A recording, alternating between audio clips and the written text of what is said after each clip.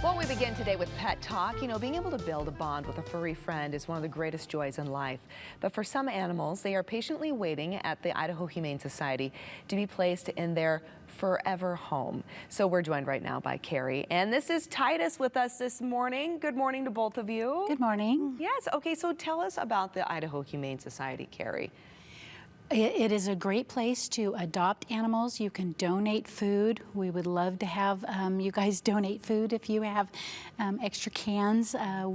We have a pet food pantry program that we help with the public too as well. And this is Titus, and apparently he's getting a little wiggly. Well, Titus is ready to go to his forever home, right? So tell us about Titus. How old is this kitty here? Oh, I forgot to look. I'm so But he's an adult though, right? Yes, he's an adult kitty. He loves to be held. Right now, he's not too sure about the studio, so he is getting a little wiggly. Oh. Understandably so, right? People tend to get nervous in front of cameras and lights, let alone our furry friends as well, right? He seems to be kind of settling in fine right now, though. Look at that. He does. I tried to put the collar on him, but his neck was a little too big.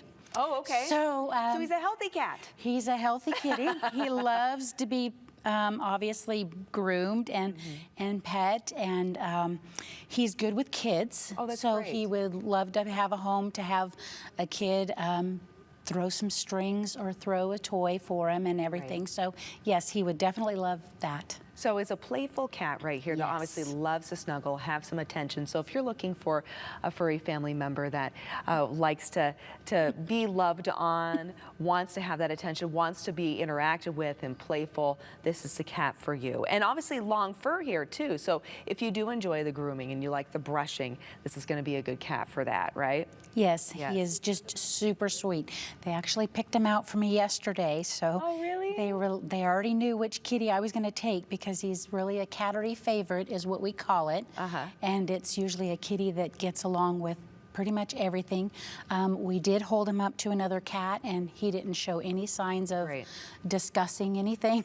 Yes, so there were no conversations that occurred. No conversations going on. That's good. What about with dogs? Are you aware of Titus's ability to be around canines at all? No, I don't. So if there is a dog in the home, when you adopt this lovely, lovely kitty, you definitely want to introduce them slowly and have the dog on the leash at all times. That's some great advice. And those watching right now that would like to add either to their household or maybe adopt their first furry family member, do you have any advice when they come to the Idaho Humane Society? Should they come with an open mind? Because I imagine some people might come going, oh, I want this kind of dog or this kind of cat. But should they just come and see what's available first? What do you suggest?